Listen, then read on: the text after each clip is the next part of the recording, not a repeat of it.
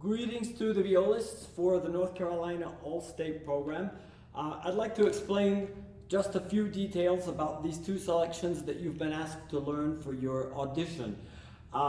First, I'd like to say the form of the pieces, you'll see that there are repeats written in these two movements, the Courante and the two Minuets. I'm not playing the repeats for any of these, except I am going to go back to Minuet 1. So let me explain the form to you, and then you'll know how it's meant to be played and how it might be best for you to prepare for your audition. The Courante has two sections. Each one is originally meant to be repeated, but perhaps the judges who are listening to your audition don't need to hear you play the repeats. You should probably ask your instructor about that. But I'm not playing the repeats. The minuets have a different form. Each minuet has two sections. Both should be repeated.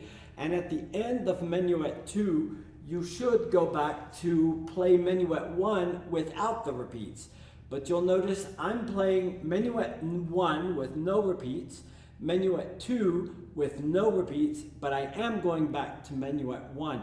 So that might be a good way for you to practice. And again, ask your instructor if you have any questions about that. One technical aspect of playing this music I'd like you to know, there's a particular interval that you'll, I think, gain a lot from knowing something about, and that's the interval we call the tritone. It's half distance between the two notes forming an octave. So you have several tritones in both of these dances. Let me take an example, the F natural on the D string and the B on the G string.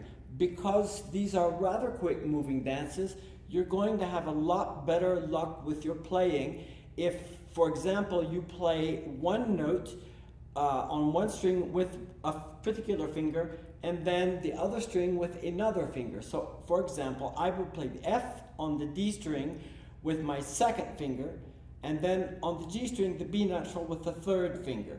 So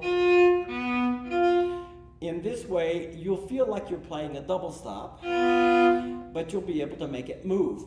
In the second section of the Courante, you'll see one section that often upsets a lot of players. It's the C sharp to the G natural, using the G and the D strings. I would suggest you use your third and second fingers, and this way you can move around the strings much better, because this is mainly about your bow work. And then use the same two fingers. You can slide down a half step, or you could use, for the C sharp G natural, your fourth and third fingers.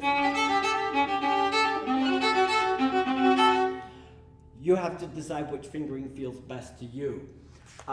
In the two minuets, usually we play the second minuet. We try to feel a different character. So if you can show that in your audition, you're probably going to please the judges listening to you quite a bit. And then when you go back to Minuet 1, recuperate your original cheerful character, because after all, this is in G major, and it seems like a cheerful key to me.